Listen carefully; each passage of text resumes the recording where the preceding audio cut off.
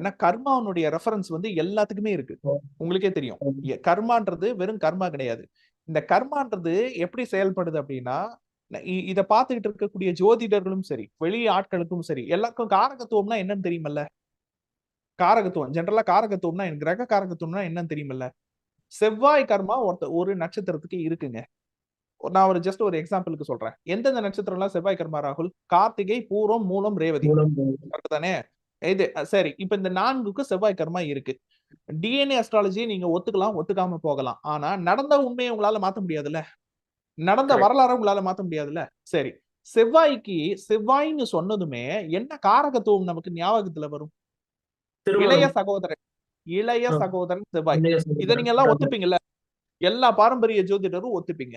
ஏன்னா இந்த இளைய சகோதரத்துக்கு காரகத்துவம் செவ்வாய்ன்றதை விஷால் சொல்லல, டிஎன்ஏ அஸ்ட்ராலஜி சொல்லல, பாரம்பரிய நூலே சொல்லுது. ஆமாவா? பாரம்பரிய நூல்ல காரகத்துவம் இருக்குது.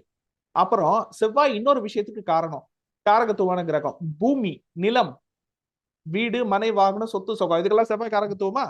ஓகே. அப்புறம் செவ்வாய் கோவத்துக்கு காரகன், வேகத்துக்கு காரகன். கரெக்டா? வீரத்துக்கு காரகன் செவ்வாய். நீங்க நல்லா கவனிங்க. நம்மளுடைய புராண கேரக்டர்ஸ்ல நம்மளால மறக்கவே முடியாத ஒரு கேரக்டர் ஒருத்தர் இருப்பாரு. அவர் பேர் வந்து ராவணன். கரெக்டா? ஆமா, உங்க எல்லாருக்கும் தெரியும். ராவணன் பிறந்தது எந்த நட்சத்திரம் ஜி? ரேவதி நட்சத்திரம். கரெக்ட் தானே? ரேவதி நட்சத்திரத்துக்கு என்ன கர்மா இருக்கு? செவ்வாய் கர்மா. எல்லாரும் வந்து டிஎன்ஏ அஸ்ட்ராலஜியை கிண்டல் பண்ணும்போது எப்படி கிண்டல் பண்ணுவாங்கன்னா, ராமர் கொண்டது ராவணன், ராமர் தானே கொண்டாரு ராவணன். அப்ப வந்து ராமர் வந்து புனர்பூச நட்சத்திரத்தில் தானே பிறந்திருக்காரு. அப்ப இவருக்கு எப்படி செவ்வாய் கர்மா வேலை செஞ்சதுன்னு கேட்பாங்க. ஒரு காமெடியா கேட்பாங்க. நான் ரொம்ப சிம்பிளா ஒரு எக்ஸ்பிளனேஷன் கொடுக்குறேன். ராவணன் பிறந்த நட்சத்திரம் என்னதுங்க? ரேவதி. நம்ம புராணம் சொல்லக்கூடிய வரலாறு. அது என்ன கர்மா வாங்கி இருக்கு? செவ்வாய். நீங்க நல்லா கவனிங்க. செவ்வாய்க்கு முதல்ல ஒரு காரகத்துவம் சொன்னேன். என்ன காரகத்துவம் சொன்னேன்? இளைய சகோதரன்னு சொன்னேன். சொன்னா ஓகே. ராவணனுடைய அழிவுக்கு அவருடைய 2 இளைய சகோதர சகோதரிகள் காரணம். ஒத்துக்கிறீங்களா? அங்கிருந்துதான் கதையே ஆரம்பிக்கும். ஒருத்தவங்க பேர் வந்து சூர்பனக. ஒருத்தவங்க பேர் சூர்பனக.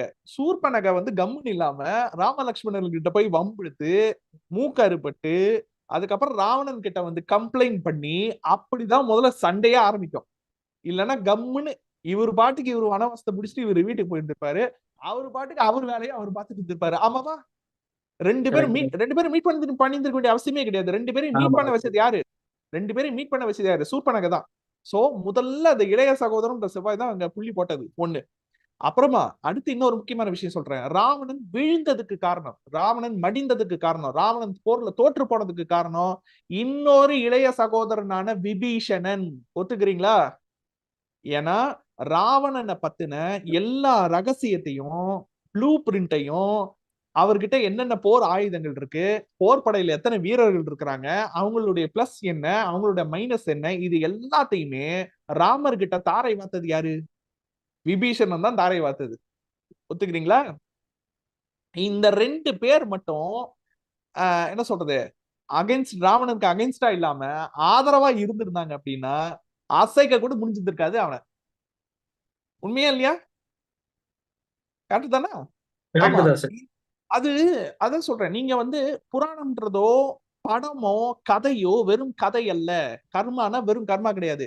இவங்க எல்லாரும் கர்மா வந்து எப்படி புரிஞ்சுக்கிறாங்கன்னா ஜி, இப்போ ஒருத்தன் வந்து இந்த ராகவா லாரன்ஸ் படத்துல வரும்ல, ஒருத்தர் வந்து போயிட்டு கழுத்துல குத்திட்டான்னு வச்சுங்க, குத்தி ஒருத்தர் செத்து போயிட்டான்னு வச்சுங்க, அவன் மறுபடியும் அடுத்த பிறவி எடுத்து இவரை மறுபடியும் அதே ரோட்டுக்கு இழுத்து வந்து மறுபடியும் அதே இடத்துல வந்து அப்படி கழுத்துல அப்படி சதக்குன்னு அப்படி குத்துறது தான் கர்மா கொடுக்குற தண்டனை நினைச்சிட்டு இருக்காங்க. இதுதான் அதிகபட்ச கர்மாவை பத்தி ஒருத்தருக்கு இருக்கக்கூடிய புரிதல். கர்மா செயல்படுவது எப்படி? காரகத்துவத்தின் மூலியமாகத்தான் கர்மா செயல்படும். மீடியம்னு ஒண்ணு இருக்குல்ல. ஓகேங்களா? நீங்க என்ன சொல்றீங்க? தெய்வம் மனுஷ ரூபேனான்னு சொல்றீங்க. மனுஷன்றது வெறும் மனுஷன் மட்டும் கிடையாது. நம்மளை சுத்தி நடக்கக்கூடிய நல்லதும் கெட்டதும் ஏதாச்சும் ஒரு மீடியம் மூலியமா நமக்கு நடக்கும். ஒரு பொருள் மூலியமா நமக்கு நடக்கும். ஒரு பொருள் மூலியமா நமக்கு நடக்கும். ஒரு கரண்ட் மூலியமா நமக்கு நடக்கும். ஒரு தகவல் மூலியமா நமக்கு நல்லது கெட்டது நடக்கும். மனுஷால் மூலியமா நடக்கும். ஃப்ரெண்ட்ஸ் மூலியமா நடக்கும். உறவுகள் மூலியமா நடக்கும். அது யார் மூலியமாக நடக்கின்றது அப்படின்றத அப்சர்வ் பண்றான் பாருங்க. சுத்தி இருக்கிறதெல்லாம் அப்சர்வ் பண்றான் பாருங்க. அப்சர்வ் பண்ணி கரெக்டா அந்த டாட்டை வந்து கனெக்ட் பண்றான் பாருங்க. அப்படி கனெக்ட் பண்றவனால மட்டும்தான் கர்மாவையும் ஜோதிடத்தையும் இணைத்து புரிந்து கொள்ள முடியும். ஒத்துக்கிறீங்களா? Correct sir. 100% கரெக்ட். ஆமா. எல்லா விஷயமும் உங்களுக்கு நடக்கக்கூடிய எந்த நல்ல விஷயமா இருந்தாலும் சரி, உங்களுக்கு நடக்கக்கூடிய எந்த கெட்ட விஷயமா இருந்தாலும் சரி, அது உங்களுடைய கர்மா. அது சம்பந்தப்பட்ட ஆட்கள் இருப்பாங்கல்ல, அது சம்பந்தப்பட்ட ஆளுங்க இருப்பாங்க பாருங்க. அவங்க எல்லாம் கரெக்டா பாருங்க. வடிவேல் சொல்ற மாதிரி ஒரே குடும்பத்துக்கிட்ட தான் சிக்கி இருக்கேன் நானுன்ற மாதிரி, அந்த ஆட்களுக்கு நடுவுல தான் நீங்க இருப்பீங்க. உங்க வாழ்க்கை முழுச நீங்க அந்த ஆட்களுக்கு நடுவுல தான் நீங்க குப்பை கொட்டணும். இதான் நிலைமை. ஓகேங்களா? அது ஓடவும் முடியாது, யாருக்கு ஒளியவும் முடியாது. ஆமா. அது யாருக்கு தெரியும்னா, அனுபவத்துல உணர்றவங்களுக்கு தெரியும். ஓகேங்களா? ஆ ஒருத்தர் யாரோ ஒருத்தர் கேட்கிறாரு. இந்த கதாபாத்திரங்கள நம்ம எங்க பார்க்கலாம்? இன்டர்நெட்ல எல்லாம் வேற மாரி இருக்கே. இன்டர்நெட்ல எல்லாம் சொல்றதெல்லாம் கதை பாஸ். இன்டர்நெட்ல சொல்றதெல்லாம் வந்து கதை. ஓகேங்களா? ஆ நீங்க வந்து நீங்க நீங்க சினிமான்னு எடுத்துக்கிட்டீங்கனாலும் சரி, உங்களுடைய நிகழ் வாழ்க்கைன்னு நீங்க எடுத்துக்கிட்டீங்கனாலும் சரி, எல்லாத்துலயுமே கர்மா சம்பந்தப்பட்ட தொடர்பு இல்லாம உங்களுக்கு வாய்ப்பே கிடையாது. உங்களுக்கு இருக்கிறதுக்கு வாய்ப்பே கிடையாது. ஓகேங்களா? திரு பிரபு குரு அப்படின்றவங்க ஹேண்ட் ரைஸ் பண்ணியிருக்கீங்க. அன்மியூட் பண்ணிட்டு கேளுங்க சார். சார் சார் மன்னிக்கவும், அவரு அந்த கேள்வியை கம்ப்ளீட் பண்ணிட்டாரு. அந்த ஒரு கேள்வி மட்டும் முடிச்சிடலாம் சார். அதாவது சொல்லுங்க. அவர் வந்து இந்த மணி ஏமாத்துறது வந்து அவங்க அப்பா வந்து ஒருத்தட்ட பிசினஸ்ல கடன் வாங்கிட்டு அவரு கடன் கொடுக்காம விட்டாராம். இப்ப சரி. இதனால வந்து இவருக்கு வந்து பேபி இல்லாம இருக்கு அப்படின்ற மாதிரி சொல்றாரு, குழந்தை இல்லாம இருக்கு அப்படின்ற மாதிரி சொல்றாரு. அது ரெண்டுத்தையும் அவர் சரிங்க. கனெக்ட் பண்ணிட்டாரு சார். 2த்தையும் அவர் கனெக்ட் பண்ணிட்டாரு. அப்ப நீங்க என்ன அப்ப நீங்க அதுக்கு தீர்வு என்ன? கடன் குடுக்காம இருக்கிறீங்கல்ல, யாருன்னு தேடி பார்த்து முடிஞ்ச வரைக்கும் கடன திருப்பி குடுத்துருங்க. அவருக்கு அவ்வளவுதான். என்னன்னா பணம்ன்றதுனால அது குரு கர்மாவா வருமா, குழந்தையும் குரு பணமும் குரு இல்ல, இல்ல. அப்படின்ற தப்பு மாதிரி அவர் இல்ல. எடுத்துக்கிட்டாரு. கனெக்ட் பண்ண தப்பு கிடையாது. பணம் வந்து குரு தான். ஓகேங்களா? குரு. ஆனா அந்த பணத்துக்கான கணக்குன்னு இருக்குல்ல, அக்கவுண்ட்ஸ் அது வந்து புதன். சோ கணக்குல தப்பு பண்ணா, அக்கவுண்ட்ஸ்ல தப்பு பண்ணா, வரவு செலவு அந்த கணக்கு இருக்கு பாருங்க. அந்த கணக்குல தப்பு பண்ணா அது புதன் கர்மா. பணத்திலேயே தப்பு பண்ணா அது குரு கர்மா. அவர் கரெக்ட்டா தான் புரிஞ்சிருக்கிறாரு. ஓகேங்களா? அந்த கடன இவர் தேடி குடுத்துட சொல்லுங்க. அவ்வளவுதான். முடிஞ்ச வரைக்கும் தேடி குடுத்துருங்க. குடுத்தா அந்த குடும்பம் என்ன வேணாம்னு தான் சொல்லப் போறாங்க.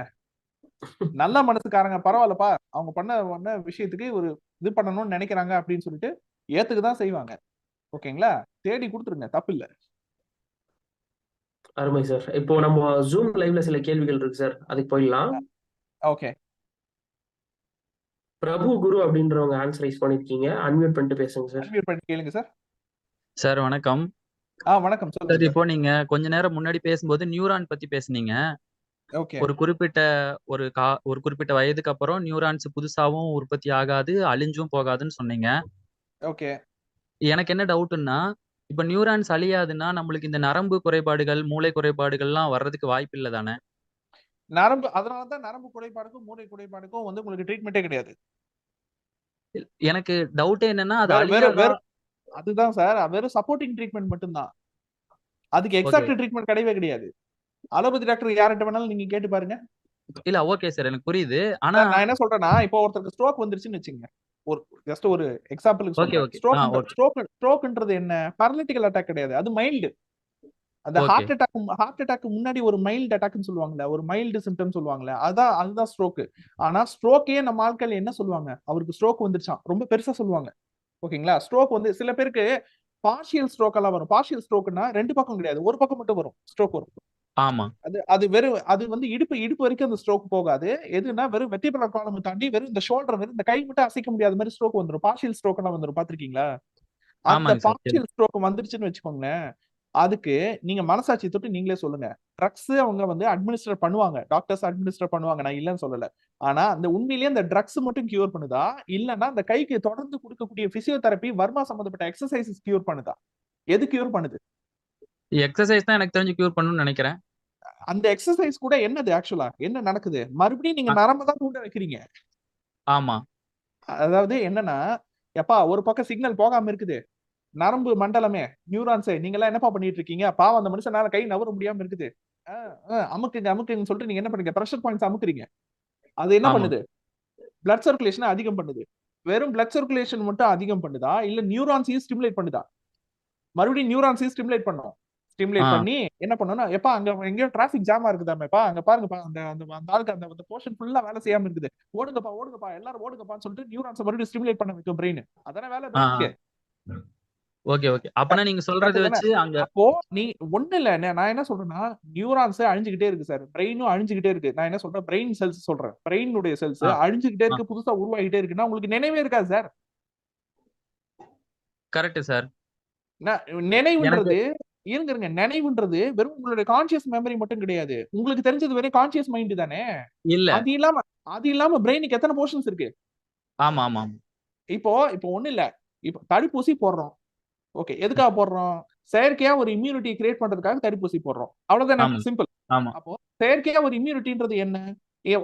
போலியா ஒரு அடியால உள்ள அனுப்பிச்சு அந்த செல்லுக்கு நம்மளுடைய பிளட் ஃபைட் பண்ண செல்ஸ்க்கு வைக்கிறோம். நம்மளுடைய ஒயிட் பிளட் செல்ஸ்க்கு ஃபைட் பண்ண வச்சு பிராக்டிஸ் ஆ கொடுக்கும். கரெக்டா? ஆமா பிராக்டிஸ் கொடுத்தா அவங்க வந்து ரெடி ஆயிடுறாங்க. ஃபியூச்சர்ல அந்த கிருமி உள்ள ஒரிஜினல் கிருமியே உள்ள வந்தாலும் அவங்களால சமாளிச்சுக்க முடியும். இதானே தடுப்பூசியோட கான்செப்ட். ஆமா இப்போ சார். அந்த நினைவே நியூரான்ஸ்ல பதிவாகல, அந்த நினைவே பிரெயினுக்கு போகல, அந்த நினைவே அந்த டார்கெட்டட் ஆர்கன்ஸுக்கு போகல, அந்த மசில் மெமரியில அந்த நினைவே இல்லைன்னா இம்யூனிட்டி எப்படி சார் வேலை செய்யும்?